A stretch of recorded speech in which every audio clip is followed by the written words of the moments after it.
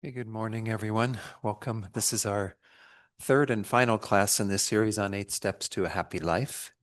So let's go ahead and get started today. Shayla will share our refuge in bodhicitta prayer that we'll do first time in English and then twice chanting the Tibetan. Okay. Did you want to lead that, Mary, or, I'm fine leading it too. Doesn't matter. Okay. Oh, disappeared. There we go. I go for refuge until I'm enlightened to the Buddha, the Dharma, Dharma, and the Supreme Assembly. By the merits create through listening to the Dharma, may I become a Buddha in order to benefit all sentient beings.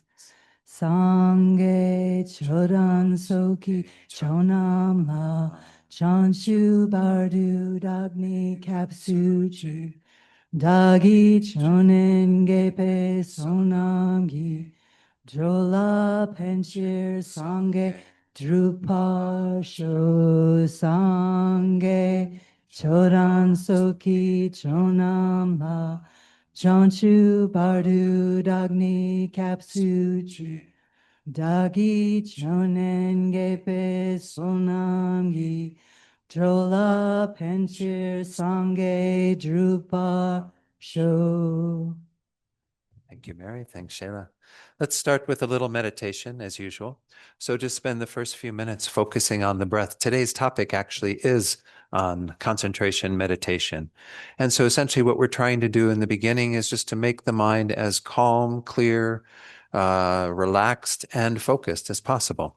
So we'll, again, just do a few minutes of silent meditation on the breath. And I will talk a little bit about meditating on the breath later. But if you have a technique that you already use, just use that to focus on the breath. If you need a suggestion, you might work with the sensation around the nostrils, where you feel the air coming in and out. As you inhale, as you exhale, you just stay focused at that subtle sensation at the nose.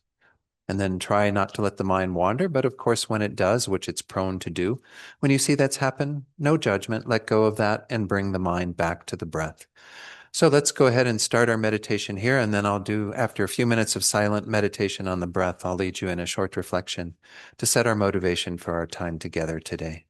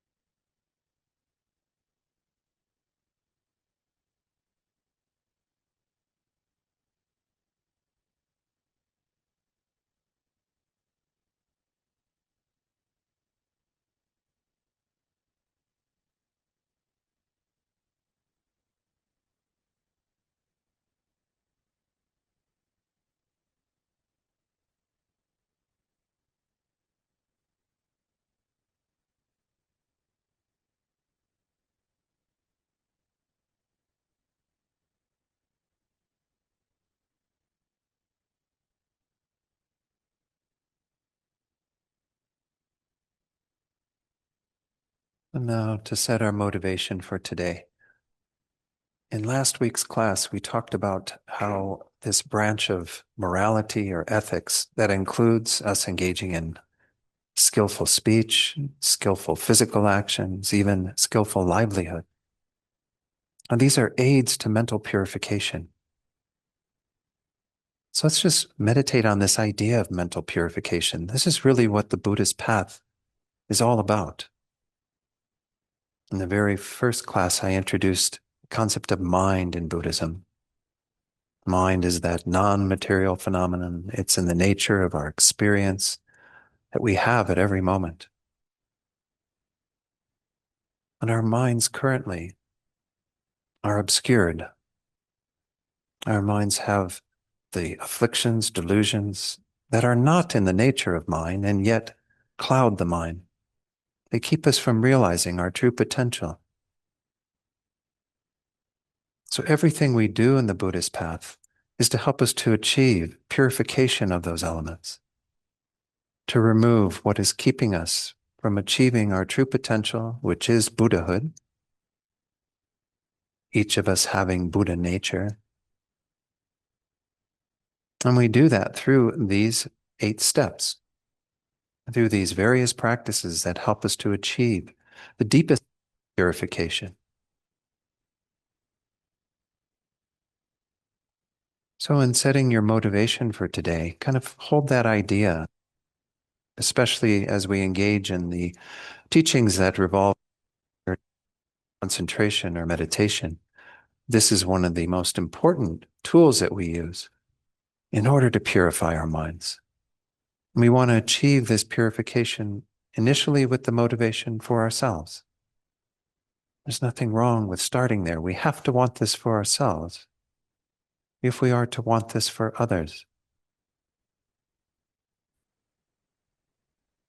Might even think about what would it be like every day of your life to be free of anger, jealousy, greed, all of these things that cloud our minds, that keep us in this obscured state. To know freedom from all of those and instead to have the mind filled with loving kindness and compassion, wisdom.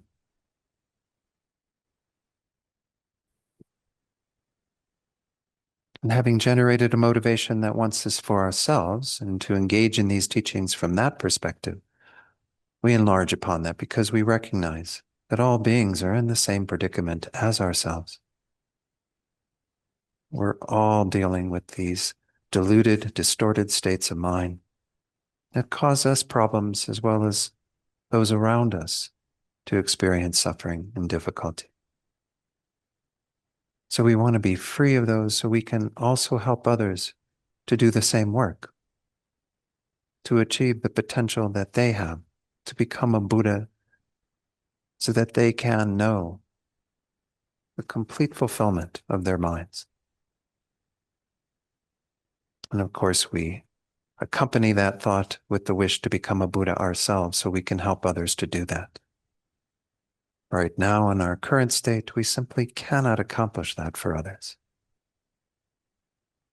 Again, this helps us to arrive at that mind of bodhicitta, the aspiration to help all sentient beings to the greatest degree by developing ourselves to the greatest degree. And really hold that thought, that strong intention for our being here today.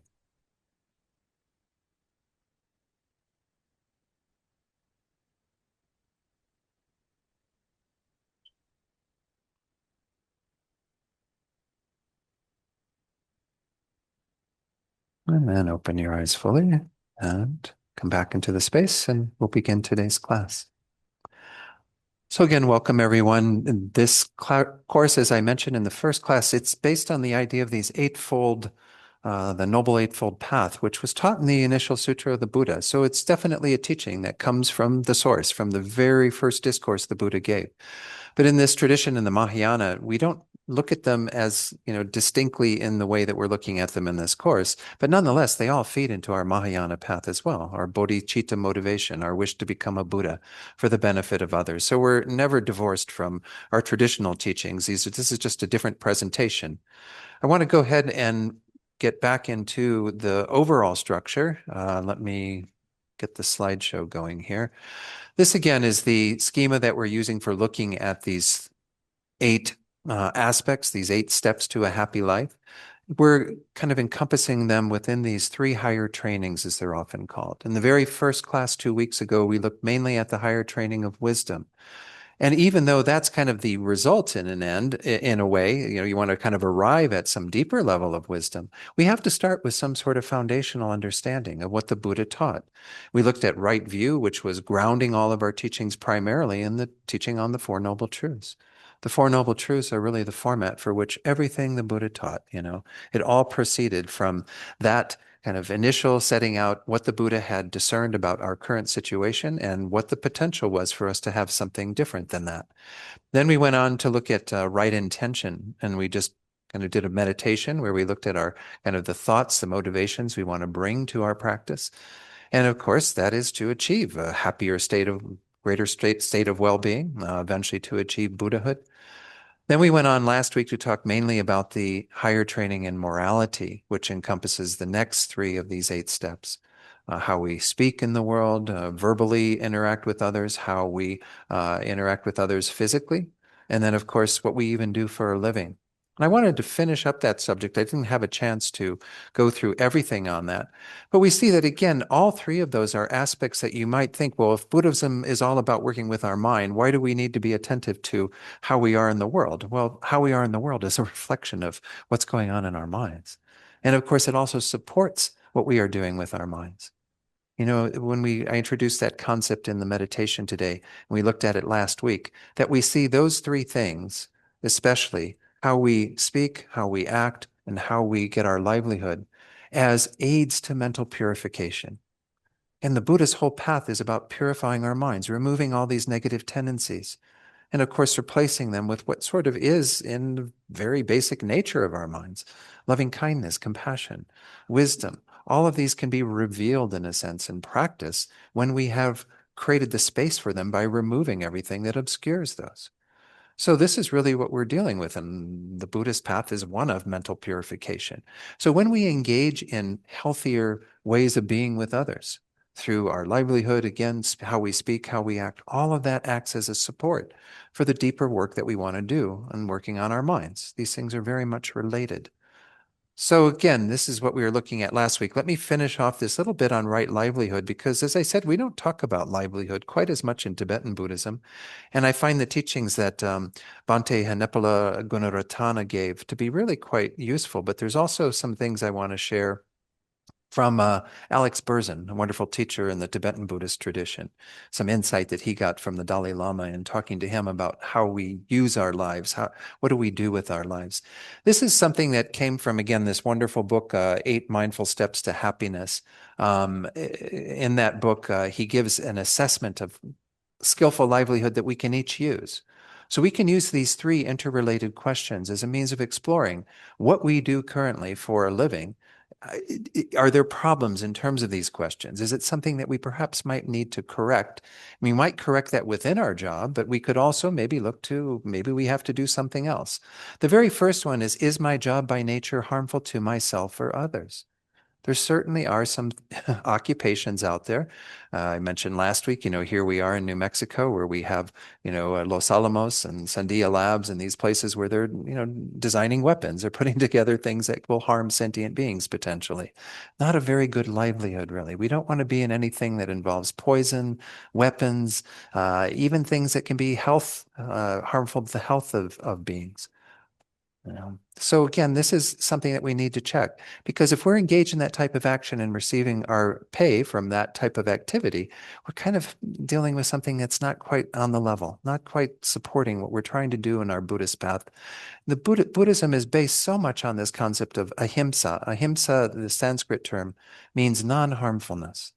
And if we look at any of these actions that we examined last week, there is an element of, when we're avoiding them, of avoiding harm to others and, of course, harm to ourselves. So if we're engaging in behavior to get our livelihood that is harmful to others and harmful to ourselves, well, we're going against the very basic uh, underlying motivation that the Buddha has taught, that is really the source of our morality, as well as our general well-being in the world. We want to avoid any harm to the greatest possible degree. As I mentioned last week, impossible for us to be completely removed from harm, but at least any intentional harm. The second one is kind of interesting. This is where we go a little bit deeper in terms of to what degree does it help us with our minds? Does my job cause me to break any of the 5 precepts or other vows and commitments? Again, the 5 precepts are what are frequently taken when someone enters into the Buddhist path by taking refuge in a refuge ceremony, though they can be offered at other times. Those 5 precepts, 3 of them are physical, so we want to avoid killing, we want to avoid stealing, and we want to avoid unwise sexual behavior, primarily adultery or any coercive sexual behavior. Those are the 3 ways, again, physically, that we want to, if we feel somewhat committed to the Buddhist path, put kind of a boundary around us to say, no, I'm not going to engage in those ways of physically harming others. The fourth one is lying. We already talked about lying last week. Obviously, that's a way when we're deceiving others that can be very harmful. When we're telling them things that are not true and leading them down a path of not knowing and misknowing things. And then, of course, the final one is something I mentioned last week as well, which we can add on as part of our Buddhist morality, which is to avoid alcohol and intoxicants.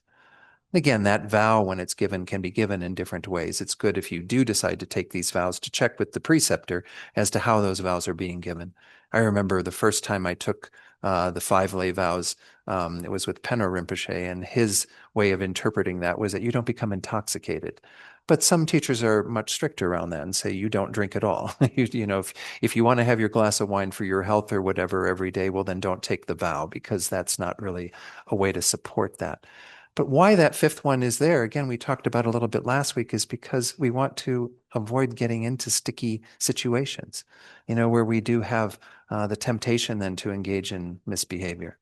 Now, again, sometimes people in their livelihood have to go out with, clients and what have you for drinks and engage in that type of social behavior. Again, if that's something that you do, that's part of your livelihood, be cautious around that. You might not take the vow then, because it's really not something that supports the level of morality that the Buddha was teaching in those 5 lay precepts. So hopefully, we have an occupation where we don't have to engage in those 5. I think the trickiest one, of course, is lying. I mentioned last week that, a lot of people get their occupation, their occupation involves some form of deception. To get people to buy what you sell or to do things, that you're giving them some misleading information, kind of trying to get them to kind of accept something that is not necessarily true. So we have to be very careful, particularly around lying. But again, any of those. And then it goes on to say, yeah, any other vows or commitments. There are also 2 more levels of vows that are given in Tibetan Buddhism. The next one is the Bodhisattva vows, which I won't talk about so much, but it's a higher level of morality that we want to engage in. And then finally, the Tantric vows, when you take Tantric empowerment. So again, hopefully our occupation won't involve any of those, breaking those vows. But I think it's good to look at. Do we have a good foundation in our time we spend at work, which for many of us can be many hours of our day, to support our practice of morality as it's taught in Buddhism? The third one that Bhante Hanepala Gunaratana goes into is, are there factors in my job that disturb my mind or make it difficult to settle down? I mean, that's the deepest investigation we can do, perhaps, because again, many of us might have occupations where we are busy, busy, busy with a lot of different distractions and different things and multitasking and trying to balance all of these various features. Even in Buddhist jobs, sometimes we have that in our centers and what have you. A lot of things that might be disturbing to our minds. But hopefully, again, we've managed to develop some skills and tools to be able to not get so distracted by the variety of things that we do. But there might be other features of our jobs that do disturb our minds, that do cause us not to be able to settle the mind. And you can take a look at your own life and say, well, okay, if I've been at my job from 8 to 5 or 9 to 5 or whatever your time is, or 8 to 10 or whatever, then when you get home and you decide you want to do a little practice, what is the nature of your mind? Is your mind really agitated and unable to settle and constantly being, examining the things that were going on during the day because you've got so many things to solve and resolve in your job? So we have to be careful again with what type of occupation we have, because that's going to influence the quality of our minds. And once more, seeing that right livelihood then would entail some measure of having a job that supports what we're doing and trying to develop our minds in Buddhism, not something that becomes an obstacle to it, right? So again, this is something just to keep in mind, but I wanted to share with you again this advice I mentioned just a short while. Alex Berzin's a wonderful Tibetan Buddhist teacher, been around a long time. He has this some teachings he gave on this text by Atisha, and I found it really useful that I'd like to share this. He says, when choosing what to do, how to spend our time, and who to spend it with, and so on, we choose one according to our talents. This is actually, he's going to say, this is advice he got from His Holiness the Dalai Lama when he was talking to His Holiness about how he should be spending his time. According to our talents, I mean, that makes some sense, right? If you have to engage in a lot of kind of circuitous routes to get to something that you want to do, but you don't really have the talents to do it, well, then that can be a problem, right? What are each of our own individual talents, and what can we kind of contribute to the world through the talents that we have? The second one is according to what most needs to be done and what is not being done by others. Of course, it's not to say that we don't need multiple people doing various things in our world, but the reality is that if we examine really where is there a deficiency, deficit, a deficiency and deficit at the same time. There are a deficit in the world. What are the things that are needed to be addressed? And even in your own community, right? Every one of us having some ability to take a look and see, well, how could I contribute to the welfare of the world around me? Again, the third one is according to what would benefit the largest number of people. That's kind of interesting. Of course, in Buddhism, we're trying to do everything with the wish to benefit all sentient beings. So you can do almost any occupation with that sort of mind. But it is kind of interesting. If we're just helping one person, that's great. It's wonderful for that one person. Can we help more? Can we do something that will be a benefit to greater numbers of people? So he says, this is the advice His Holiness gave me. And again, the benefits we are thinking of, and that third one in particular, are not just those that would be realized in this lifetime. It's another way that we have to think about it is, to what degree are we engaging in activity that will actually have some ramifications beyond this life? If there is continuity of the mind, we have another existence after this. Well, it's good to do more meritorious things with our lives, perhaps, like being a center director, right, Nina? The job's open. I thought I'd put in a plug for that. And this one is kind of interesting too. He adds a fourth factor. There's this Tibetan Buddhist master, Ringu Tulku, and he has some contact with Alex Berzin. Alex Berzin, I think, lives in Munich these days. Anyway, he says he said when he was there visiting in Munich, he says, when we're choosing how to spend our time and whom to help, factor kind of is what we personally would get out of it.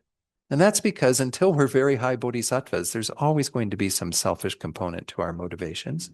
I mean, I think this is realistic, right? If you say the first three, okay, well, I'm going to do all these things that, they're according to my talents and what needs to be done and all of this, you put all of that energy into that, but it's not something you're excited about doing. Well, you're probably not going to be wholeheartedly dedicated to doing it.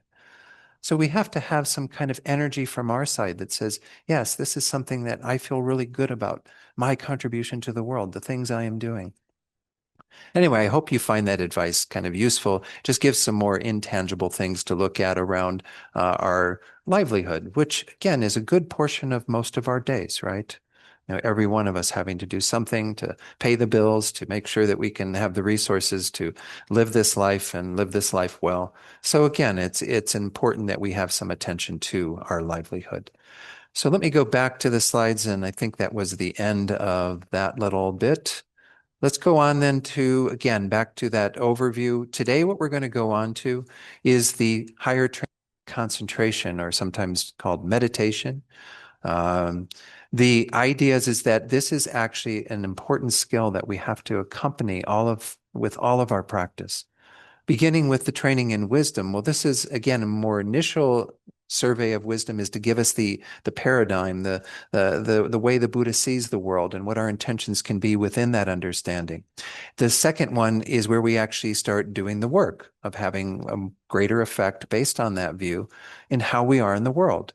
Well, the third one is on the basis of having gotten how we are in the world under control, we have to now start working at our inner world, our own minds, being more attentive to developing this skill of concentration that is so essential to accomplishing any deep realizations. Now, if we are ever to take the Dharma and integrate it more deeply into our minds, it absolutely requires that we have good meditative skill. So again, go back to the life story of the Buddha as Prince Siddhartha, when he began his spiritual quest, he went and studied with these great meditation masters. And of course, in India at the time, in the Vedic traditions, they had already discerned very deep ways of developing these states of very peaceful mind through the techniques that the Buddha learned as Prince Siddhartha. And he didn't like come up with his own techniques for doing this. This was something that already existed in our world. And those are the same techniques that are taught to this day in Buddhism. They're based on an idea that we can pacify the mind to some degree and make it more focused. We use this term kind of single-pointed concentration, which makes it sound like you're not going to be able to kind of do anything but stay in this very rigid mode. But the mind actually becomes very flexible in the process of developing this. It's not that you have kind of a rigidness to the mind at all. And we sometimes look at our meditation practice in that way. We're going to examine these three factors that are a part of this, the three steps that are in the Eightfold Path in regard to concentration as first, right effort, because anything we want to accomplish, if we want to develop these deeper meditative skills, is going to require some level of effort. But effort, once more, is a word that we sometimes think means having that kind of pushing it through and rolling up our sleeves and just doing the work without some attention to the kind of joyous nature we want to bring to that. How we want to see it as something that really delights us and makes us very enthusiastic about our practice. We're going to examine that in a moment. The second factor that we're going to take a look at has to do with mindfulness. And of course, mindfulness is a big buzzword, not just in Buddhism, but even in our culture these days. You know, they've taken mindfulness through techniques like the mindfulness-based stress reduction techniques that Joseph Goldstein and what's his name, the other John Kabat-Zinn have really been very instrumental in helping that to be developed in our world. And they can use these techniques in a variety of ways, sometimes maybe not the ideal ways, but it's become much more secular. And it's wonderful that people have that tool to be able to use. But mindfulness, again, is something that is a key component of our ability to maintain concentration. And we'll talk about that more when we get to that next, after kind of the right or skillful effort. The third one is concentration itself, meditation itself, which we mean, again, this sort of single-pointed nature that we want to arrive at, that we want to be able to place the mind on an object and be able to stay with that, to kind of deepen our understanding, make it more penetrating. Again, so we see in this presentation, by looking at these three, we're talking about developing a skill. It's not the final solution. Again, going back to the story of Prince Siddhartha, he studied with these great masters, practiced with them, developed these, very deep states of concentration. And he kind of hit a ceiling. He couldn't go any further, and he couldn't really be free from what was plaguing his mind. All the things we want to purify in the mind, we need deep concentration, but it is not the solution in and of itself. It does allow the mind to be free of those on a temporary basis. And you can think that you've attained some level of freedom or liberation in these very deep states of meditation, but you haven't really done the deeper work. That's why, again, we talked about these three higher trainings in the Eightfold Path being a circle, and we keep spiraling around. We come back and integrate wisdom on the basis of deeper concentration. So we're going to talk about that at the end as well. But let's go ahead and get started with this idea of effort, which, again, the word itself might sound a little off-putting, like, effort. So I have to have this kind of deeper drive that's behind it all. You do need some energy, but again, it's a softer way of looking at it. Let me go through. I did have a few slides I wanted to share on these, on the overall presentation of concentration, and I think this is useful just to review what I just said. The purification of conduct that was established by those three factors we talked about last week and we concluded today, that serves as the basis for the next division of the path, the division of concentration. This present phase of practice, which advances from moral restraint to direct mental training, comprises the three factors of right effort, right mindfulness, and right concentration. Again, this is from Bhikkhu Bodhi, his little introduction to those three elements of the Eightfold Path. It gains its name from the goal to which it aspires, the power of sustained concentration, itself required as the support for insight wisdom. Wisdom is the primary tool for deliverance, as I was just saying, right? That's the one you really need to do the complete liberation and to develop your mind to the state of a Buddha. But the penetrating vision it yields can only open up when the mind has been composed and collected. In other words, you need concentration in order to deepen your wisdom and get it to a degree where it will do that deeper purification. Right concentration brings the requisite stillness to the mind by unifying it with undistracted focus on a suitable object. To do so, however, the factor of concentration needs the aid of effort and mindfulness. Right effort provides the energy demanded by the task. Right mindfulness, the steadying points for awareness, to kind of keep us in a state of non-forgetfulness and holding the object, right? So we can stay with it. So let's look at right effort. Having correct or skillful effort entails cultivating the exertion necessary in order to learn and practice the Buddha's teachings and accomplish the entire path to enlightenment. And skillful effort directed toward meditation furthers the training in concentration. It includes particularly the following topics. So I'm going to talk about effort here in regard to a few topics that are presented generally in the more, again, Theravadan tradition that uses the Eightfold Path much more deeply in their practice, and then a little bit from the Mahayana perspective, because as many of you know, if not all of you, one of the perfections, the paramitas, is the perfection of joyous effort. So the first thing is that we have to understand that the principle of effort or enthusiasm is applying it to do the basic work that the Buddha taught. We often talk about these 4 ways to apply right effort. The first is to prevent the arising of negative states of mind that are not yet present, in order to kind of keep those from arising that haven't yet entered into our minds. We kind of want to keep the lid on stuff to some degree and be attentive enough so that we have an awareness of what's going on to make some effort to keep those from arising. The second one is continuing with negative states, but here we have to be able to address by weakening and overcoming those negative states of mind that have already come into the forefront. So this is a good part of our job, in terms of having some sort of effort. And this is often even in our meditation that we need that kind of effort to keep any sort of negative states from arising, as well as when they do arise in our mind, to apply the antidote so that they can be overcome. Most of you who do meditation, if not, and hopefully all of you do meditation, know that we do have a tendency for these states of mind to arise. And we're going to look at a few of those shortly in terms of what are often called the 5 hindrances, these things that get in the way of developing deeper concentration.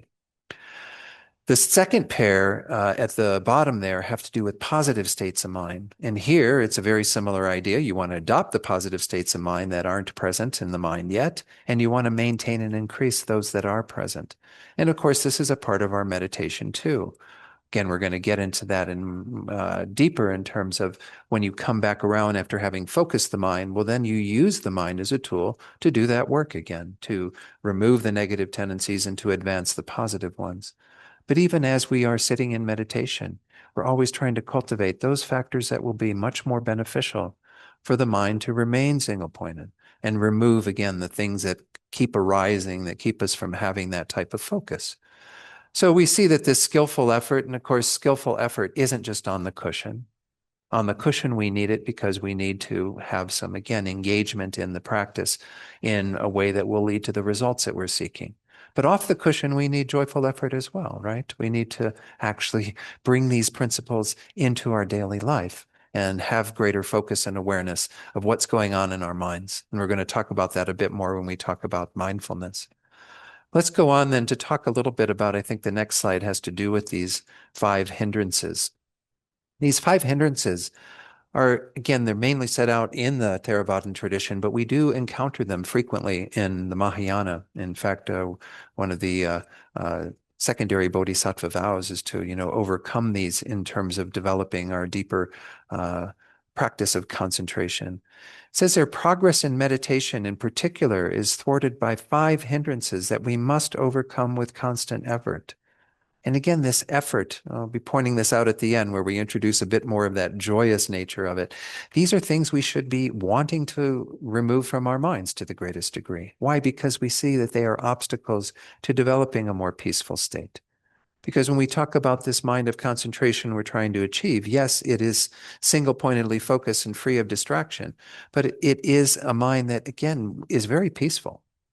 It's a mind that actually has some complementary qualities to it that we want to engage in. And so those are some of the reasons why we want to overcome these 5 hindrances in particular. So let's go through these one at a time and talk about how we overcome them. The first category includes kind of 2 factors that sort of draw the mind outward in a sense. I like to use that phrase. I don't know if outward is quite the right thing. I mean, we're still dealing with our mind. But the second one, those pair have to do with drawing the mind inward. So let me talk about this concept in general, because this is where we do need some level of effort. And of course, the effort becomes slighter and slighter as you develop your motivation or your meditation. But initially, you need some deeper effort to kind of keep the mind from falling to 2 extremes. In developing concentration, you are trying to mainly develop 2 factors. One is a stability to the mind. Nothing is going to really deepen if we aren't stable, if the mind isn't kind of able to be in one place.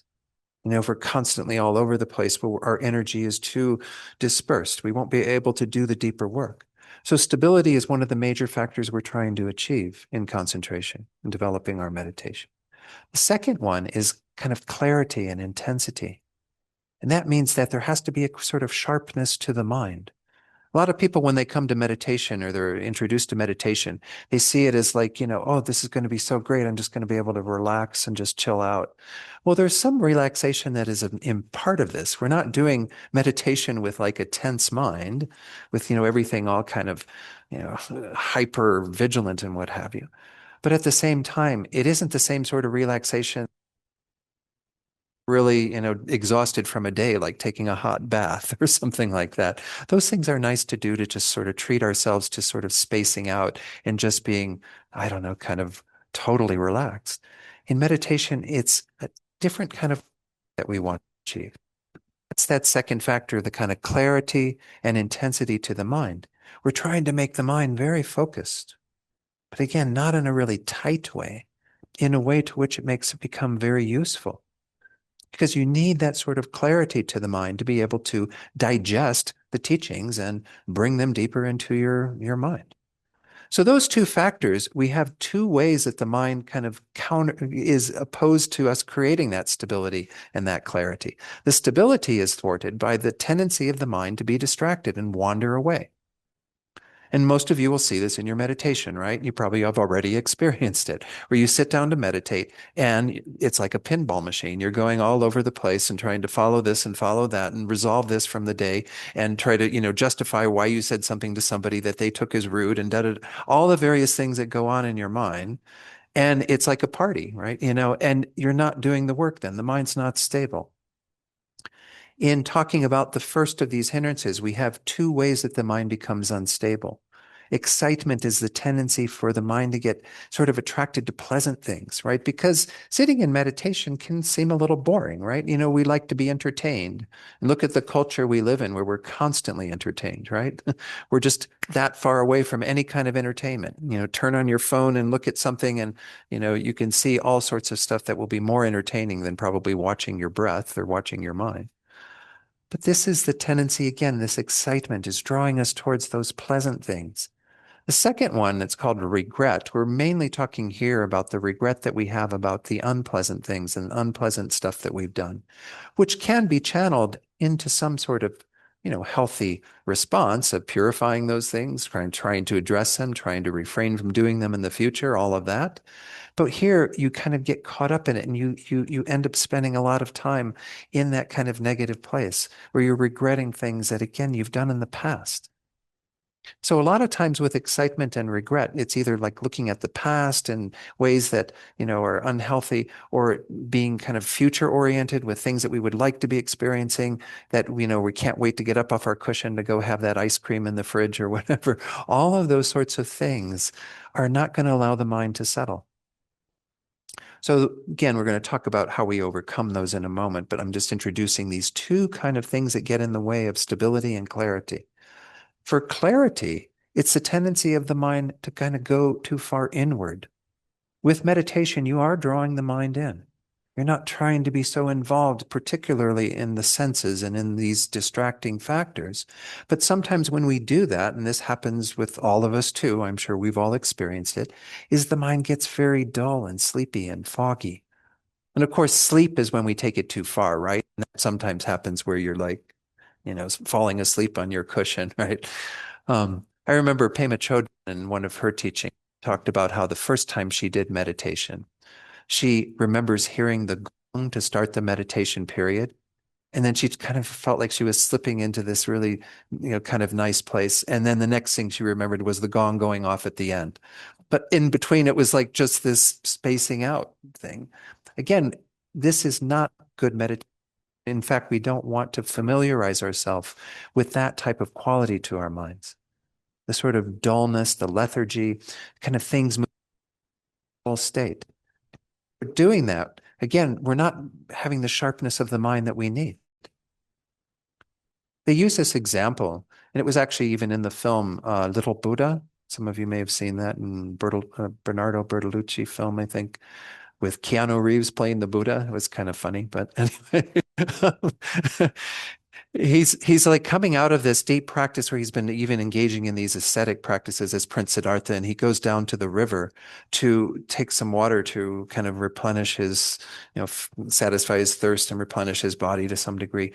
And he sees these musician with another companion on a boat coming down the river. And the one is trying to tune this stringed instrument. And he's telling the other one, if I pull the string too tight, it breaks. But if I make it too lax, I can't play it. This is kind of what we're trying to do in these first two things, is find a way to get to that sort of middle way between these two extremes. You don't want the mind to be completely relaxed. And that's where you, again, will lack that sort of clarity and intensity to the mind. But you don't want the mind to be, kind of hyper and totally, tight, because then you're going to get a tendency of, again, more distraction and all those sorts of things come into play. So you want to find, again, a middle way, get the string to play just right. And those of you who are musicians and work with musical instruments know that kind of finding that exact place in between is really important. Then you're in tune and everything flows. And so this is what we're looking for in our meditation. And this first kind of set, these two sets, the first two that we looked at on the screen, let me put them back on there, excitement and regret, and then dullness and sleepiness. We need to find a way to alleviate those to some degree. Not that we're going to be able to get rid of them completely initially. We just kind of keep moving back and forth, trying to find, again, our own sort of middle way. So again, when you have excitement and regret, you draw the mind inwards. And you can do this certainly by just with that intention of drawing the mind back to the meditation object, the breath or whatever it is you're focusing on. But you can also kind of contemplate some various topics that we teach in the Lam Rim, such as death and impermanence, that this is important to use this time well, to not have the mind engaged in all those external thoughts and being drawn out by those distractions, and to firmly fix your mind to the meditation object. So we have to kind of have that drawing in of the mind when it seems to be too distracted out. On the other hand, when we have dullness and sleepiness and the mind is drawn inward too much and it becomes very heavy and foggy, well, then you might visualize bright light. That's one of the frequent antidotes to that. Reflect on more uplifting topics. You don't want to reflect on death and impermanence there necessarily. You want something that will really inspire you, give you that effort, that enthusiasm for what you're doing. Such is the great fortune of this perfect human rebirth. This is also one of the initial topics in the Lam Rim, our stages of the path teachings we use in Tibetan Buddhism, to really reflect that we've got this amazing opportunity right now. So again, I'm not gonna spend it in a sleepy state, a dull state, kind of making the mind foggy and what have you. I'm going to bring my attention and use my time in meditation well. Even meditating on the qualities of the Buddha, meditating on the state of enlightenment. It's kind of interesting, we want to use these factors that really help us to generate at that time the enthusiasm that we need. Because recall, this kind of skillful effort or right effort is all about, I want to be able to put good energy into my practice. Might mention, many of you know this already, but the word for meditation in Tibetan is gom. We call this a gompa, kind of a place of meditation. And what we mean by that is that we are about familiarizing our mind with various ways of being and various ideas that we want to incorporate into our minds. So whatever you do on the cushion is gom, is familiarizing your mind. If you sit on your cushion and you're just familiarizing your mind with kind of spacing out and being completely sleepy, well, that's what you're familiarizing your mind with. The mind is very flexible. We even know this from science now with neuroplasticity. The brain has the same, ability to be molded on the basis of the thoughts and behaviors we engage in. So when you're doing your meditation, you are training your mind. You are shaping your mind. You are kind of creating the mind that have the cushion. So we want to have that type of enthusiasm and effort that helps us to use that time well. So we look at the factors that inspire us. I mean, each of us have things that might inspire us. Sometimes our teachers inspire us, right? And that's why often on people's altars, they might have a picture of His Holiness or other teachers, because when they see them, they're doing their meditation and they look up and they see them, they get really inspired to engage in their practice.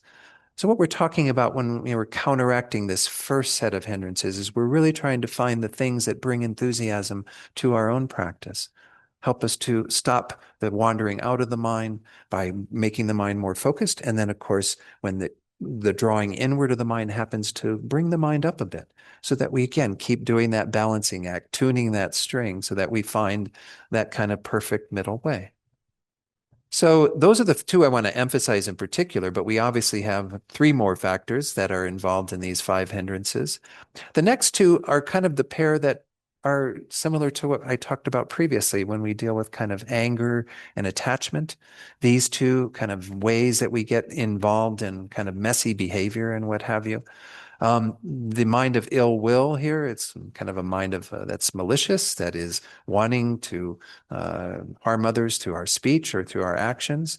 Of course, the main antidote to that is to have love and compassion for the being who's the object of your malice, by recollecting their kindness and so forth. All beings, of course, have been involved with us since beginningless time and shown us incredible kindness from life to life. But even those difficult people in our lives, maybe this happens to you where you've got, somebody who is a real thorn in your side. And every time you sit down to meditate, all that comes up is your animosity towards that person. Well, that person is actually an incredible opportunity for you to cultivate deeper patience and loving kindness and compassion. And how kind that is that they're in our life and can do that for us. You actually need those difficult people that you might have ill will towards to kind of lessen that ill will, to actually find a way to generate deeper compassion and love for them. So again, this is just to address if you do have that as one hindrance that is arising for you, some sort of thoughts of animosity, and maybe in our current political climate in this country, we might have very easily thoughts of animosity towards people of whatever other party, than your own. This can be a tendency that we can see, coming into our meditation even. The other one has to do with where we're attracted to pleasurable things, particularly attachment to sense objects. This is obviously one of the main distractions that we deal with in terms of our developing deeper concentration, is that we all have the things that we engage in because we do need to eat and we do need to kind of be in the world and have some kind of interaction with others. There's a lot of things that can be very stimulating for us. Well, we have to reflect there, as I mentioned previously, I think I went through all of these, the unattractive aspects of the object or the disadvantages of following after them. Yeah, I went through that last week, I'm pretty sure. So again, these are kind of the traditional antidotes that are set out for these two types of minds that can become, again, problematic if they're arising in your meditation. If you're sitting down to meditate and all you can think about is your attachment to music or attachment to food or whatever, and all of that kind of being drawn out there, it's kind of akin to excitement, but it needs to have a more kind of direct addressing of it, which is to see that those things are not really true sources of happiness, to kind of see the unattractive aspects of them, to see that they're only going to get us in trouble. Again, you need to eat, you need to do all these things. Don't think that, you can shut all of that off, but you want to do it with a mind that is free of that. And so that when you sit in meditation, you're not driven by, so much attachment to all of those things that you find it almost unbearable to kind of sit on your cushion when you'd rather be engaging in so many other things that are more stimulating. The fifth one is doubt. And this one's on the list because doubt, in some ways, is a healthy mind to have when we're initially investigating the teachings, but it can become an obstacle if it actually keeps us from progressing forward. When we have doubt, doubt is talked about in terms of the Buddha says, as we saw when we went through the very first set of these Eightfold Path, the trainings in wisdom through right understanding and right intention, the Buddha says that we all have some wrong idea of things that we are trying to correct. Again, that's part of that mental purification. We want to remove the wrong ideas, the wrong understanding, the things that are not skillful for us because they're only leading us down a path of creating more suffering for ourselves and others. So the idea is that in order to kind of address all of that, well, we need to have an introduction of what is correct. That's why the path, this presentation of this Eightfold Path starts with right understanding. You need to kind of get the Buddha's view of how things actually are, that we can again investigate and come to understand that through our own practice. Well, again, that is something we might have some doubts about, particularly when we hear teachings on karma or rebirth, things that we don't really have in our culture so easily. In Eastern cultures, this is how they're brought up with these concepts all around them, and so they might have a greater ease at accepting them. In the West, we struggle with some of these concepts. If you get to a place where your doubting of those has led you to an impasse where you can't proceed any further, well, then that's problematic. Your doubt should be a means of resolving your doubt. By having those doubts, you want to investigate the teachings even greater. You want to come to a deeper level of understanding. You want to resolve what is keeping you from moving forward, because otherwise you're going to be stuck. And that's the problem with doubt. We're talking here about an afflicted state of mind where you sort of have gotten to an impasse. That's why I always encourage people who are new to Buddhism and they're hearing these sorts of concepts that are more difficult to adopt and understand, to have a shelf, your little imaginary shelf where you put things. Okay, I'm going to put rebirth on the shelf. I'm going to put karma on the shelf. Of course, if you find that you're putting everything on the shelf, well, maybe Buddhism isn't your path. But, for most of us, we need some space and some time to work with some of these ideas. They're foreign to us. They're new to us. They're a new way of looking at life and how to live life. So again, have some space around it. But when you do take them back off the shelf and look at them, in some time after you've been around the teachings and have some confidence in the teachings, well, then we need to resolve those doubts. If you don't resolve those doubts, they can become problematic. Now, particularly in this context, you might be talking about doubts around developing concentration. I mean, a lot of us do have some doubts as to whether we can ever get our minds to settle, right? It's kind of interesting in our culture, we have all this stuff around ADD and ADHD. Alan Wallace, a great practitioner and teacher around meditation in particular, and on developing these deeper states of awareness. He wrote a book called The Attention Revolution, and he says we all have attention deficit disorder. It's just a matter of degrees. They identify certain people and diagnose them with ADD or ADHD, but we all have that. And look at, again, the culture we live in. We're surrounded by things that are, constantly about distracting us. I mean, look at, they have these statistics about how long people can last without their phones now. Everyone's gotten so attached to these devices that are a distraction for us most of the time, right? So again, we have to kind of gentle with ourselves, find ways to, work with these concepts that are useful for us, and recognizing that we're going against the grain, we're going against the stream. So with doubt, it comes down to the antidote being to develop the understanding of what does and does not exist, especially examining the nature of the self, that deeper wisdom that the Buddha taught. We'll touch on again at the end of today. Those are the main things that, again, can become problematic that we need some effort to actually overcome. If we have any of those going on and we're not putting any effort into it, well, again, that's what you're going to become familiar with. That's how you're going to train your mind to do what is not so beneficial, that we've already been trained in since beginningless time. We've been having minds that have been under the control of these factors way too long. I also want to touch briefly on this. This is how we often talk about effort in the Mahayana, in the Bodhisattva path, by talking about, first of all, its kind of main foe, which is laziness.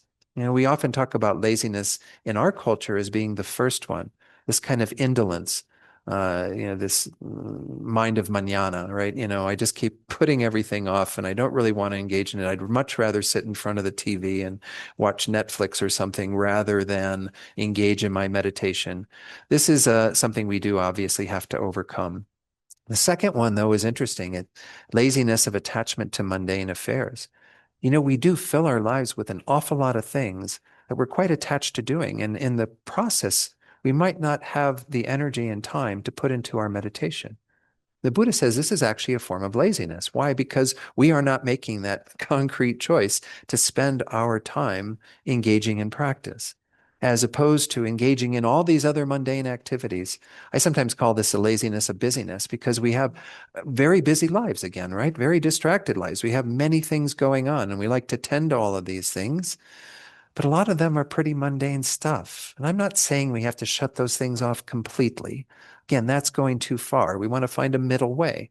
Yes, have time in your day where you're, with others, going out for tea or coffee or whatever and doing those things. But recognize that you have to be sure to put the effort into supporting your practice. And you can often do some of those mundane activities, even with a healthier mind. Remember last week, I introduced you to this idea of cultivating bodhicitta mindfulness, that you can actually engage in certain activities that might be normally kind of neutral or even negative by changing your motivation, changing why you're doing them. Again, we have lots of tools to work with those mundane activities, but we still should take an inventory of how much of my day am I spending in all those things versus how much am I spending on my practice? Where do I need to put greater effort? And again, if we have some enthusiasm about this practice having good merits and having some good value in our lives, well, then we should be spending greater time, aside for it. The last one is that laziness of self-defeatism, as it's called, which I was kind of what I was alluding to earlier, kind of thinking that we can't achieve concentration or that we can't make any progress on the path, or, oh yeah, I studied Buddhism for a while. I just don't think I have the mind able to do it. I count me out. Well, this is a form of laziness in the perspective of Buddhism because we all can do this. It just takes, again, some effort, some engagement in the teachings, and you can overcome incredible obstacles through, wholehearted practice. The four factors that your effort then is influenced by in a positive way, it might be thwarted by laziness, but it's kind of gained some power through these four, are worth touching on briefly because this is how we actually cultivate deeper joy in our practice and deeper effort. The first one is having some aspiration. Everything starts with some level of aspiration. That's very akin to what we talked about as that second of the Eightfold Path, intention or kind of, thought. We need some sort of aspiration. Our aspiration to some degree depends upon the faith that we have, the conviction we have in the Buddha's teachings. But if we've examined the Buddha's teachings well, through that right understanding, the first one, and developed a good intention, well, the intention generally is about, I aspire to achieve these things. I want to achieve good concentration. I want to develop my mind to where I can be single-pointedly focused and have that stability and clarity that will make my practice skyrocket. You'll have unbelievable benefits when you develop that deeper state of concentration. So again, an aspiration is absolutely a part of it. It will feed into the product of having greater effort and enthusiasm for your practice, more perseverance, be able to, do your practice at various times of the day when before it seemed impossible. Steadfastness, seeing things through to their result. We do have a tendency in the West of being very kind of, we commit to something for a little bit and then something else takes us and we do a little bit of that and then we go over here and do a little bit of this. We're all over the place in terms of not really seeing things through to their conclusion.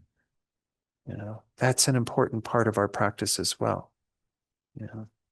Be very mindful of that kind of maintaining that steadfastness in what you're engaging in and not allow it to, again, be distracted to other things so that we lose that effort, that momentum that will help us to get to the results that we seek. Another factor is this idea of joy, and joy can't be emphasized enough. In the traditional text, it says that you want to have the joy like a child engaged in play. I mean, if you can remember, if you've been around children recently, of course, you have it right in front of you. Children can be engaged in play for hours, right? And just keep being in this delightful state around it. I share this sometimes. I hope my brother doesn't mind. My brother he was 6 years younger than me, so we didn't play together that much. And there were some years where we were a little bit, it was more of a playful time in our childhood. But my brother would go downstairs. He loved sports. And so he would take a tennis ball and have his glove in the other hand, and he'd throw the ball against the wall and catch it. And he'd be like reciting a whole game in his mind, what was happening and who was on second and whatever, all this other stuff. I mean, he would play for hours, right? Well, do we have that kind of joy for our meditation practice? Do we take delight in oh, I get to meditate. How wonderful. I'm going to have this time where I can really be with my mind and develop some greater awareness of what's going on in my mind and so on. And this is the kind of, we want to bring that joyous quality to it.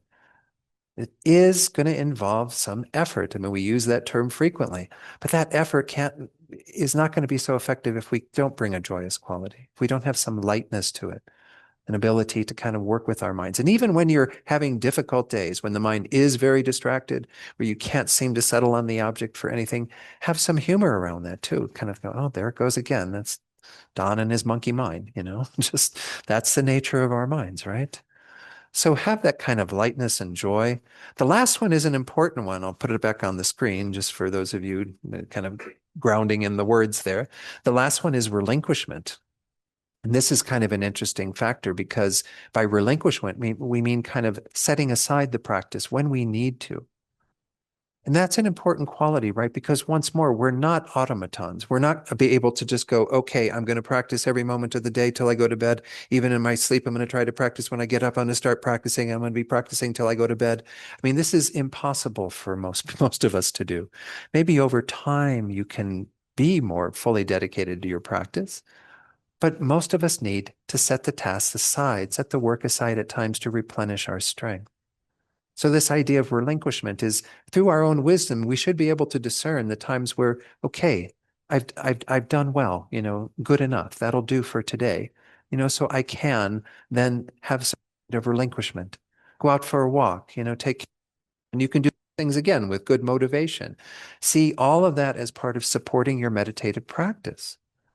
It's not like only the time on the cushion and being on the cushion all day is what it's about. We're up and off the cushion. The time between sessions is equally important. And there may be times where we need to relinquish the work and be a little more focused on replenishing the strength and enthusiasm that we need to continue to do the work. Otherwise, again, we're just going to burn ourselves out. Again, over time, you actually can have it be a little more self-sustaining. But initially, we definitely need some period of relinquishment. Those are the main topics in terms of effort. I think for today, I'm going to skip over the meditation and the mindfulness exercise. Again, these will be in the slides that I'll put out on the Google Drive that you have access to. But it is important, in many of these teachings, and I know many of you come to many teachings every week. It's hard to find time to practice all of these things, but we give these teachings so that you can practice them. So one of the things we go through today, at least, try to work on that. If it's right effort, see where maybe laziness is taking over for you and what you need to correct in terms of what factors might lead to having greater enthusiasm for your meditation practice. Again, for right mindfulness, let's talk about that. Again, mindfulness being a very key part of developing concentration. Correct or skillful mindfulness entails maintaining awareness of whatever it is one is attending to, particularly relevant in regard to meditation, right? That is the holding to the object that we are meditating upon. as well as even the day-to-day application of things. And it includes, in the more traditional presentation, it includes the following topics. First of all, I wanted to delineate a little bit in regard to mindfulness. This is actually from Alan Wallace's book that I mentioned earlier. This is one way that mindfulness is sometimes talked about in Buddhism, this first one that's on that first point. A moment-to-moment, non-judgmental awareness of whatever arises. I mean, it's sufficient in terms of talking to some degree about the quality of mindfulness. You are aware and present with what is going on.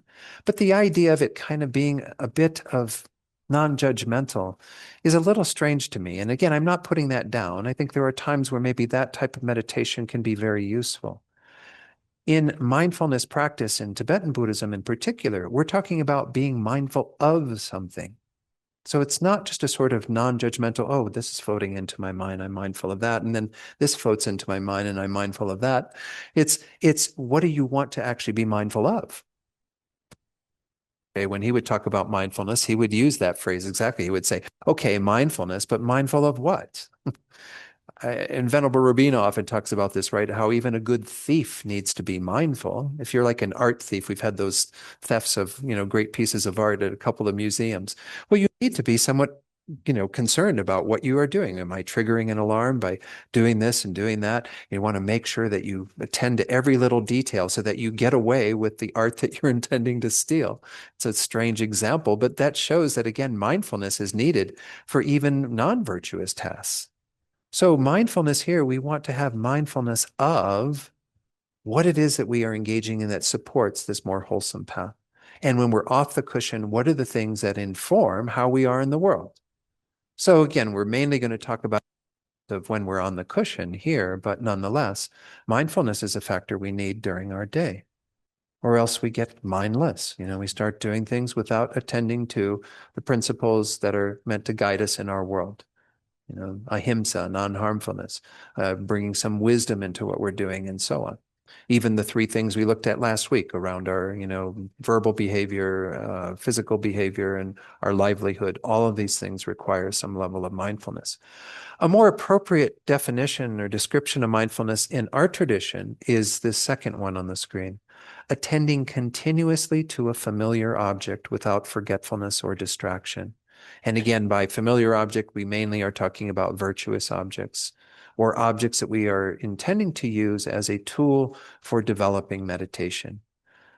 So again, in the practice of meditative concentration, where we are sitting on our cushion trying to develop that single pointedness, it means that we are going to have the non-forgetfulness with regard to that object. We're not going to allow the mind to stray. That is what we mean by mindfulness more specifically in this practice. It does mention a familiar object because, of course, you can't really stay present with something that's unfamiliar because it's going to be incapable of being held in the mind. But familiar objects can be of any sort of nature. We often talk about different objects of meditation, and in Buddhism, huge lists of various objects. Most common ones, and I'll put this on the screen in a moment, are the breath, which we use at the beginning of every one of these classes, right? We try to focus on the breath, and there are a variety of ways to do that. But nonetheless, it's a neutral object, though, really. It's not a virtuous object, but at least it's neutral. You don't want to be meditating single-pointedly on like the person you can't stand, just keep continuing to generate more and more anger towards them. We do that enough during our day. So why do that in our meditation? The idea is that we want to choose something that is at least neutral, if not virtuous, to meditate on if we're going to use an object for developing single-pointed concentration. Alan Wallace, once more, I'm referring to him a lot because I really like this book, The Attention Revolution. He, again, works mainly with people who are, Westerners, or at least those in, kind of a more modern context, who are influenced by the world that we live in. He says that the breath is the ideal object for Westerners. And why? Because we have so much distraction again, that the breath is a tool that we can use to kind of bring the mind in and have that focus, because we're always breathing. Unless you hold your breath for some period of time, you're always breathing in and breathing out. It's a natural occurrence that you can pay attention to without fabricating an object. The other object that's mentioned that is a more virtuous object, though again, you can use any virtuous object. You could use the mind of compassion or loving kindness or even the wisdom of emptiness. All of these sorts of things can be used as objects. But in the traditional instructions, it's given to visualize a Buddha image. So like the statue that's behind me, that is kind of what you want to bring into your mind's eye. You're not staring at a statue single-pointedly. You don't develop concentration that way, but you can conjure up the image of a Buddha in your mind. And that can be your meditation object. And again, I'm not going to go into the detailed instructions on that. But for most people, I usually encourage working with the breath because it's a much easier object to kind of hold on to. With an image of the Buddha, over time, yes, you will have it filled in and it will be a kind of perfect image that you can hold on to. But in the process of getting there, it takes an awful lot of effort to kind of get all the details of that right in your mind's eye and have all of that kind of there before you. The breath is very easy to work with. Now, I've mentioned frequently 2 points. The one I mentioned today at the beginning, the area around the nostrils. This is particularly good for people who tend to have a lot of that sinking in of the mind. If we have the mind being drawn downward, well, then we bring the mind up a bit by focusing on a point higher in the body, which is, again, the sensation around the nostrils where you're breathing in and out. The other point that is maybe for people who tend to have more distraction outwards, right, where the mind's always like a pinball machine, can be a point that's about 4 finger wisp low, where you the rising and you inhale as you exhale. Again, that's be a little subtle, but you want to have something you can focus on that already begins to act somewhat as an antidote to what your habitual tendencies are. If your tendency is for the mind to be much more distracted outward, you have a job where you're thinking about things constantly and have a lot of that discursiveness, well, then bring the mind lower in the body. And if you have, that tendency to be quite tired and fatigued when you sit down to meditate, we'll bring it up to this point.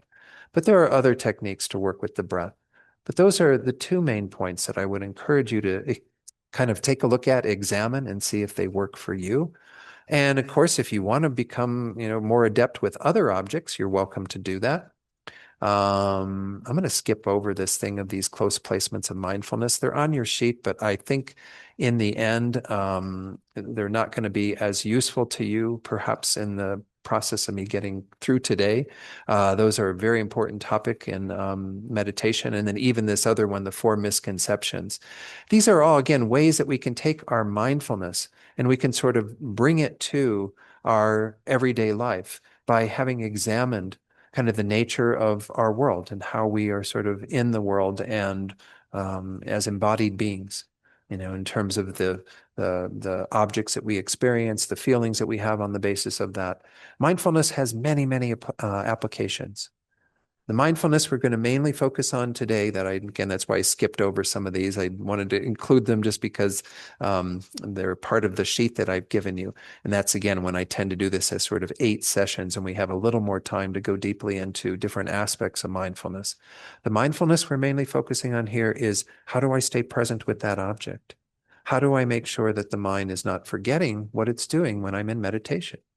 And then, of course, when I come up off the cushion, to try to have a more mindful awareness of what's going on around me, how I am engaging in tasks, what sort of motivations am I bringing to the things I'm engaged in. All of that is an important part of our practice. That will support, if we are mindful of the meditation object, the breath or Buddha image, whatever it is we're working on, well, then that will help. Every moment we aren't forgetting moment where we are on the object. That's what we mean by concentration or meditation. It means to stay present with the object that we are meditating on through the force of not forgetting it. Again, the mindfulness. So let's go through this remaining time we have. Having correct or skillful concentration or meditation entails developing a stable and concentrated mind that acts as a support for deepening and enhancing insight into the Buddha's teachings and their application in our everyday life. It includes the following topics. Again, this is how it's traditionally set out in terms of if you want to deepen your meditative practice, it's good to have some addressing of these 6 factors, these 6 essential causes. Having an environment that supports that practice. That's why often people, when they get serious about developing meditation, might go off to a retreat center somewhere where you've got an environment that is all about doing that work.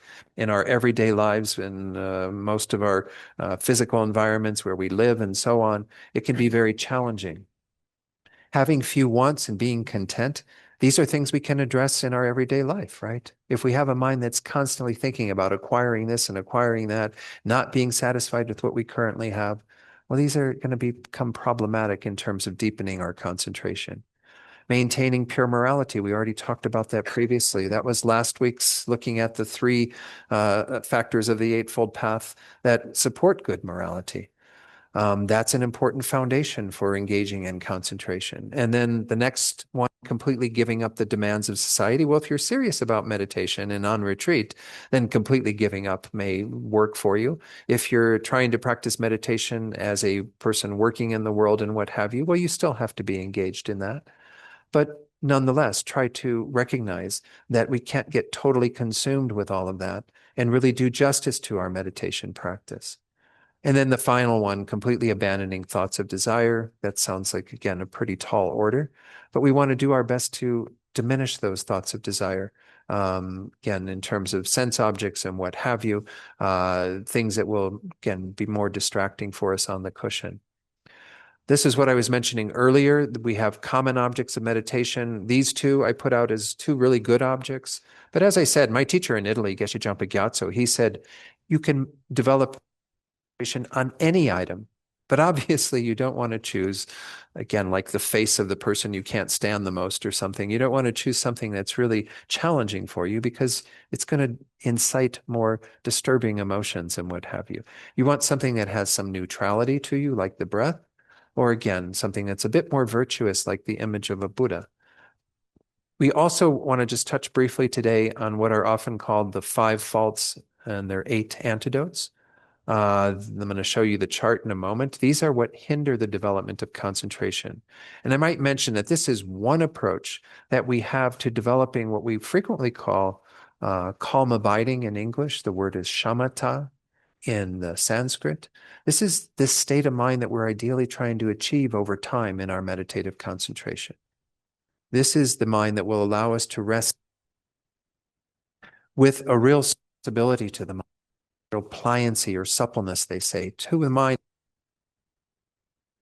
meditation as long as you wish, which sounds outrageous right now, right? Most of us, we can sit, meditation for 30 minutes.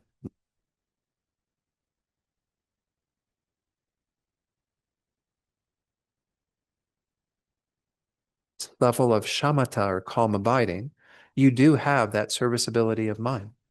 The mind can be directed towards any object, and you can hold to that object and allow it to penetrate much more deeply, which again is what we're going to come back around to at the tail end of this. That's why we need this concentration, is to actually integrate the teachings that we're getting, the understanding, the wisdom back into our minds so that we actually change our minds. The whole goal, again, mental purification, changing our minds by removing what is negative, positive. So let's take these really briefly. Teachings in this tradition of Tibetan Buddhism. We have the very clearly as to how I won't be able to go to all of that today, but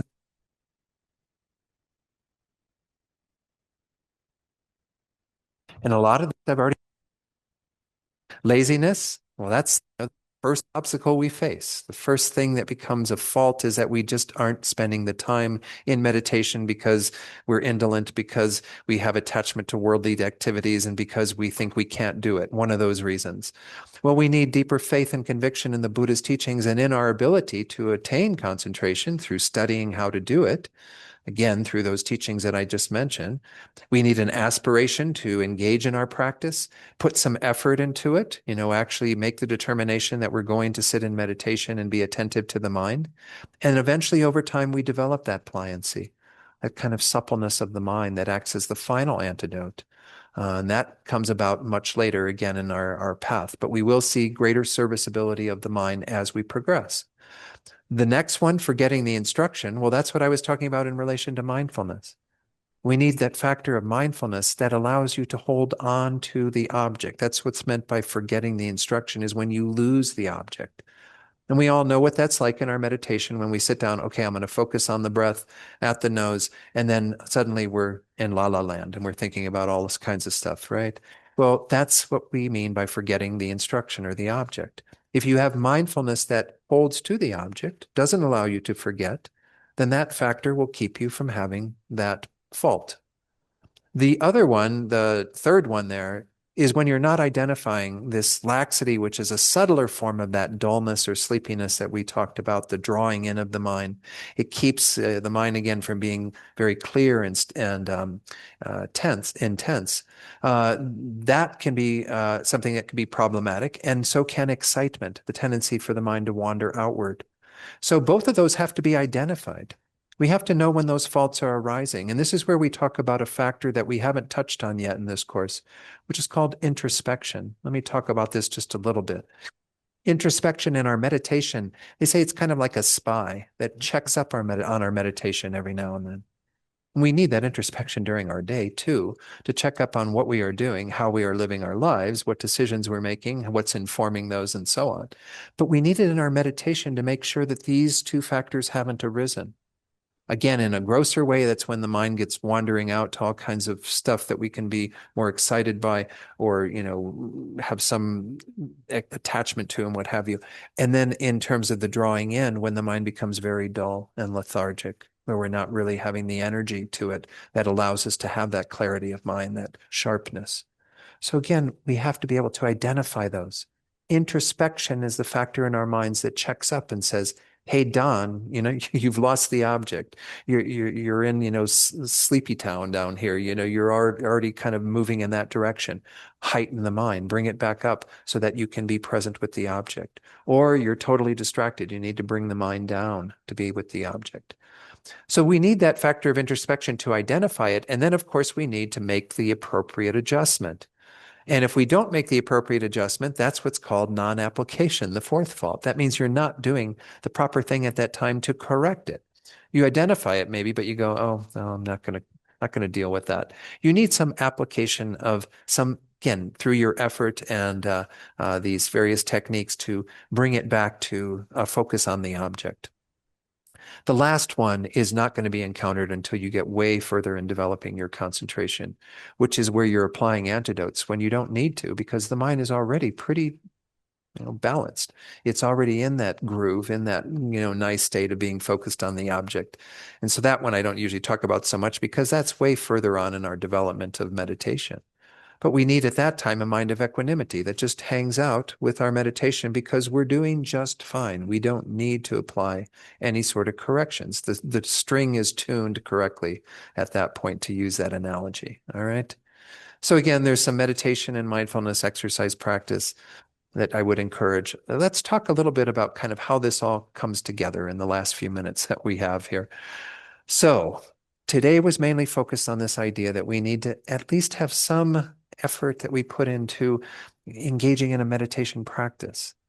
And this is a key part of not just Buddhism, but all contemplative traditions, is to have some ability to go inside and actually work with our minds and our heart to develop these, to again remove the negative tendencies. Without that tool, you can't achieve that work. But as I said, this is a spiral, a circle. We come back around from having developed some level of concentration and worked on that and come to appreciate it by deepening our wisdom again. This is why it's a continual process of examining the teachings. This is what Venerable Shanka is going to do in a class 2 weeks from today, and then the following Sunday as well. Lamrim on the cushion, which is going to be hopefully a wonderful opportunity for all of you to come together. Hope you can be here to hear some advice from Venerable Shanka on how we do that work. Make sure that we keep the teachings very vibrant and integrated into our minds through the work we do on the cushion, which of course should spill out into our time off the cushion as well.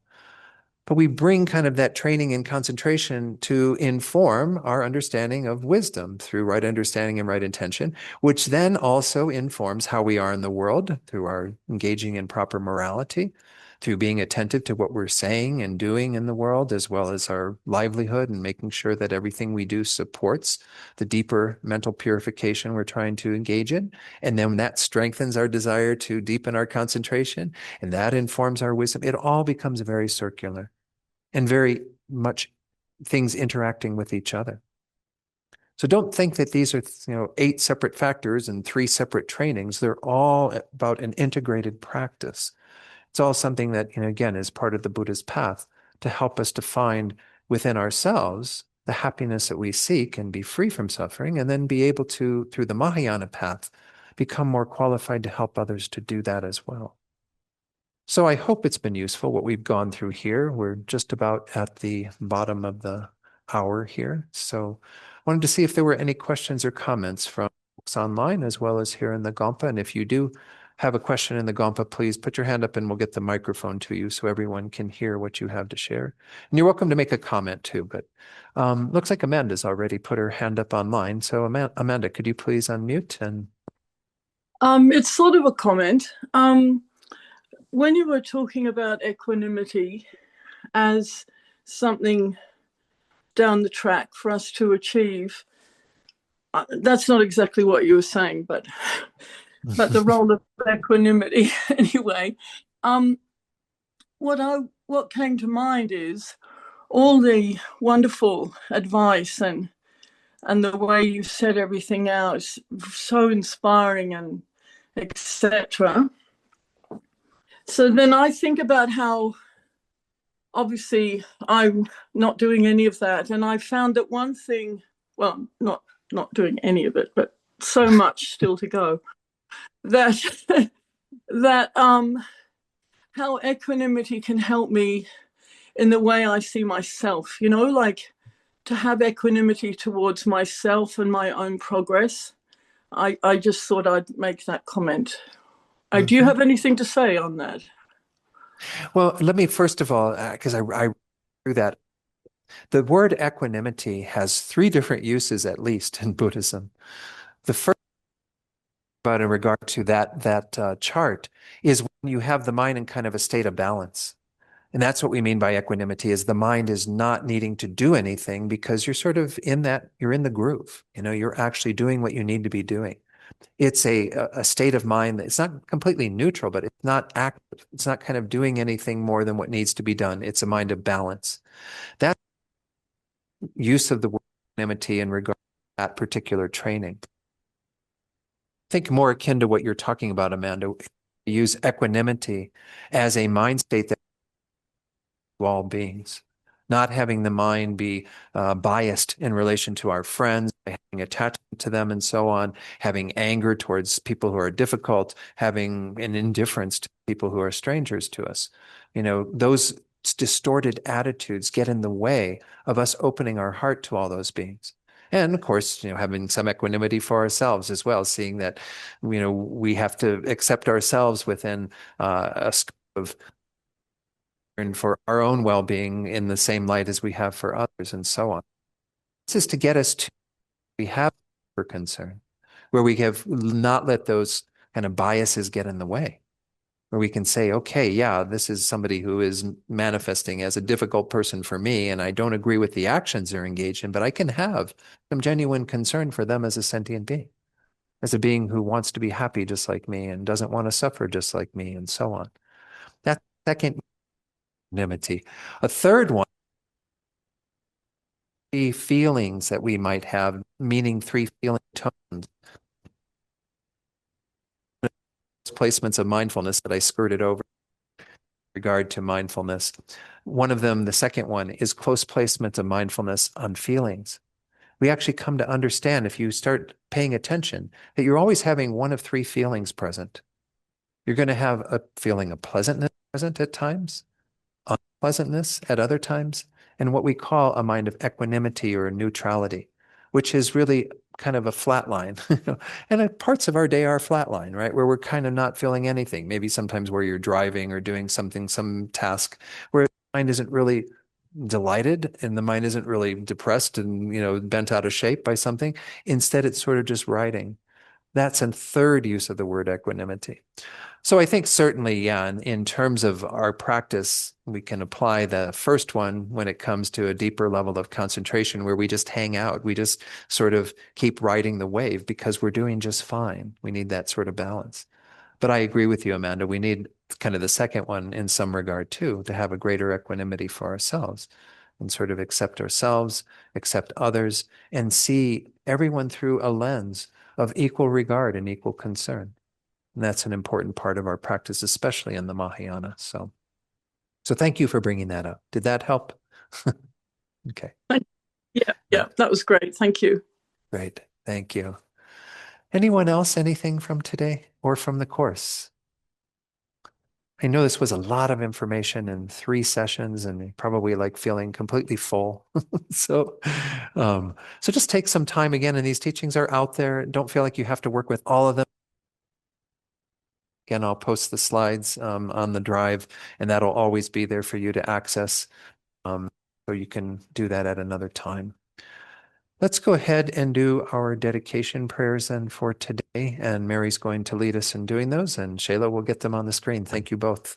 And then I'm going to add at the end, prayer, and people can stay for that. I've put it in another format that'll be easier to read, I hope.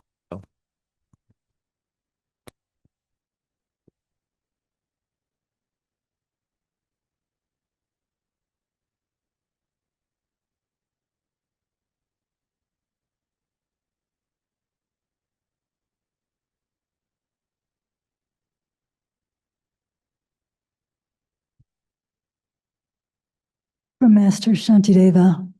May all beings everywhere plagued by sufferings of body and mind obtain an ocean of happiness and joy by virtue of my merits. May no living creature suffer, commit evil, or ever fall ill.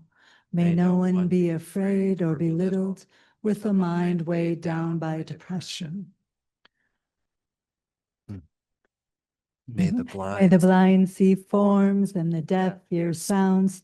May those whose bodies are worn with toil be restored on finding repose. May the naked find clothing, the hungry find food. May the thirsty find water and delicious drinks. May the poor find wealth, those weak with sorrow find joy. May the forlorn find hope, constant happiness, and prosperity. May there be timely rains and bountiful harvests. May all medicines be effective and wholesome prayers bear fruit. May all who are sick and ill quickly be freed from their ailments. Whatever diseases there are in the world, may they never occur again.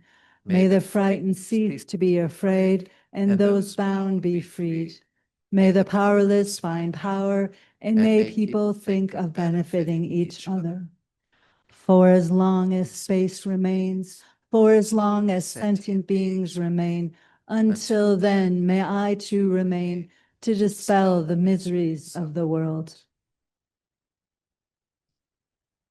And then the long life prayer for His Holiness. Gangri rawe korwe jinkam dir, pendan dewa malu jungwe. Chen rei zingwa tenzin gyatso yi, sha pe si te bardu tengyur chi. Let's also dedicate for everything to be auspicious for Lama Zopa Rinpoche's swift return in terms of finding his reincarnation with no obstacles, and for everything to be auspicious for that being to be of incredible benefit to us and all beings in this world. And we'll now recite the prayer that again Lama Zopa Rinpoche translated on 9/11 years ago. And we'll recite this again with the intention of removing all the danger that exists in our world currently around war, conflict, and so on. Om Mani Padme Hum, great loving victorious one, Arya sublime compassionate eye looking one, wrathful victorious Hayagriva, perfect pure Tara, and so forth, objects of refuge whose holy names eliminate all dangers upon mere hearing, who are compassionate in nature, please pay attention to me. when the sentient beings of the time of quarreling and of flourishing of the 5 degenerations are tormented by fighting and intense suffering from the explosion of a great ocean of evil karma and jealousy, please dry this ocean up by the strength of your transcendental wisdom and compassion, also by letting fall a great nectar rain of loving kindness on the transmigrating beings whose hatred is a blazing fire. Please grant your blessings for happiness and auspiciousness to increase by their recognizing each other as being like parents. Through defeating the multitude evil spirits who, by entering someone's mental continuum, change it instantly into the mind of an asura. From now on, may they never roam in this region. Please also cause all the sentient beings who have died in war from now on to abandon all evil karma, the cause and result, and be miraculously reborn in blissful land. Please also lead all others to that pure land. Please cause all those who are born and die to have long lives and not have sicknesses, to stop all their quarreling and fighting, and to enjoy a life in the 10 virtues. Please make rain fall at the right time, harvest to always be good, and auspiciousness to increase in all habitats and for all inhabitants. By the ultimate reality which is pure in nature, unbetraying cause and result, which has that ultimate reality, and the compassionate Guru, mind-sealed deity, and rare sublime ones, may my pure and extensive prayers be accomplished. Might put one little plug in as well, besides for Venerable Shanka's teachings in May, but next weekend, Venerable Michael Yeshe, who I met many, many years ago in the 90s in California, he's coming to lead 2 full-day workshops, one on death and the other on 8 verses, I think, 8 verses of thought transformation. So hope you can attend those. Be wonderful. Hope to reconnect with him while he's in town. So thank you all so much for joining today. Be well, practice well, and I'll see you again soon.